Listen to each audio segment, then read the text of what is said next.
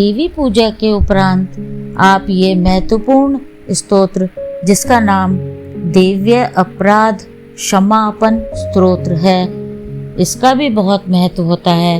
आप इसका पाठ कर सकते हैं, जो इस प्रकार है। माँ, मैं न मंत्र जानती हूँ न यंत्र, अहो मुझे स्तुति का भी ज्ञान नहीं है, न आह्वान का पता है न ध्यान का, स्तोत्र और कथा की भी जानकारी नहीं है।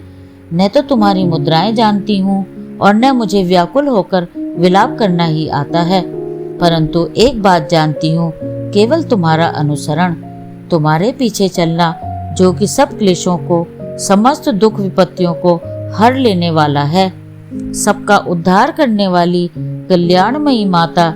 मैं पूजा की विधि नहीं जानती, मेरे पास धन का भी अभाव है, मैं स्वभाव से भी आलसी हूँ तथा मुझसे ठीक ठीक पूजा का संपादन हो भी नहीं सकता।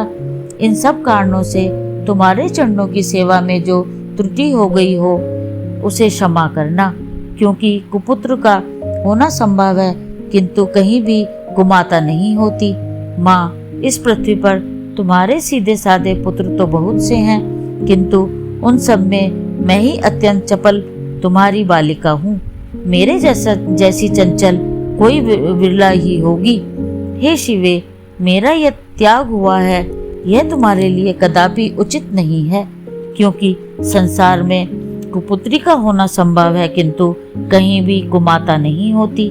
हे जगदम्बा, हे माता, मैंने तुम्हारे चरणों की सेवा कभी नहीं की।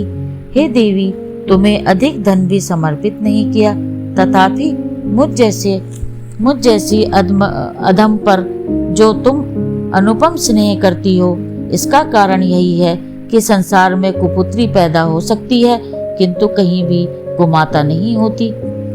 गणेश जी को जन्म देने वाली माता पार्वती, अन्य देवताओं की आराधना करते समय मुझे नाना प्रकार की सेवाओं में व्यग्र रहना पड़ता था, इसीलिए इतनी उम्र होने इस अवस्था में बीत जाने पर मैंने देवताओं को छोड़ दिया है। अब उनकी सेवा पूजा मुझसे नहीं हो पाती, अतः उनसे कुछ भी सहायता मिलने की आशा नहीं है। इस समय यदि तुम्हारी कृपा नहीं होगी तो मैं अवलंबित होकर किसकी शरण में जाऊंगी। हे माता अपर्णा, तुम्हारे मंत्र का एक अक्षर भी कान में पड़ जाए तो उसका फल यह होता है कि मूर्ख चांडाल भी मधुपाक के समान मधुर वाणी का उच्चारण करने वाला उत्तम वक्ता हो जाता है। दीन मनुष्य भी करोड़ों स्वर्ण मुद्राओं से संपन्न हो चिरकाल तक निर्भय विहार करता रहता है। जब मंत्र के एक अक्षर के श्रवण का ऐसा फल है, तो जो लोग विधि पूर्वक जप में लगे रहते हैं, उनके जप से प्राप्त होने वाला उत्तम फल कैसा होगा, इसको कौन मनुष्य जान सकता है। हे भवानी, जो अपने अंगों में चिता की राख भभूत लपेटे रहते हैं, जिनका विष ही भोजन है, जो दिगंबरधारी हैं, मस्तक पर जटा और कंठ में नागराज वासुकी को हार के रूप में धारण करते हैं, तथा जिनके हाथ में कपाल भिक्षा पात्र शोभा पाता है, ऐसे भूतनाथ पशुपति भी जो एकमात्र जगदीश की पदवी धारण करते हैं, इसका क्या कारण है। यह महत्व उन्हें कैसे मिला। यह केवल तुम्हारे पाणी ग्रहण की परिपाटी का फल है। तुम्हारे साथ विवाह होने से ही उनका महत्व बढ़ गया। मुख में चंद्रमा की शोभा धारण करने वाली माँ, मुझे मोक्ष की इच्छा नहीं है, संसार के वैभव की भी अभिलाषा नहीं है, न विज्ञान की अपेक्षा है, न सुख की आकांक्षा।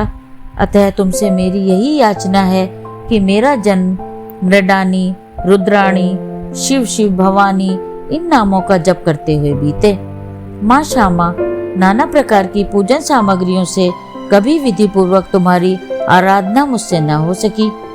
सदा कठोर भाव को चिंतन करने वाली मेरी वाणी ने कौन सा अपराध नहीं किया है, फिर भी तुम स्वयं ही प्रयत्न करके मुझे अनाथ पर जो किंचित कृपा दृष्टि रखती हो। माँ, यह तुम्हारे ही योग्य है। तुम्हारी जैसी दयामयी माता ही मेरे जैसे कुपुत्री को भी आश्रय दे सकती है। माता दुर्गे, करुणा सिंधु महेश्वरी, मैं विपत्तियों में फंसकर आज जो तुम्हारा स्मरण करती हूँ, पहले कभी नहीं करती रही। इससे मेरी शठता न मान लेना, क्योंकि भूख प्यास से पीड़ित बालक माता को का ही स्मरण करते हैं। हे जगदम्बा, मुझ पर जो तुम्हारी पूर्ण कृपा बनी हुई है, इसमें आश्चर्य की कौन सी बात है। पुत्र या पुत्री अपराध पर अपराध क्यों न करते जाते हों, फिर भी माता उसकी उपेक्षा नहीं करती। हे महादेवी, मेरे समान कोई पातकी नहीं है और तुम्हारे समान दूसरा कोई पाप हारिणी नहीं है। ऐसा जानकर जो उचित जान पड़े वह करो। लाइक करें, सब्सक्राइब करें तथा हमारी नई वीडियो देखने के लिए बेल आइकन दबाएं। धन्यवाद।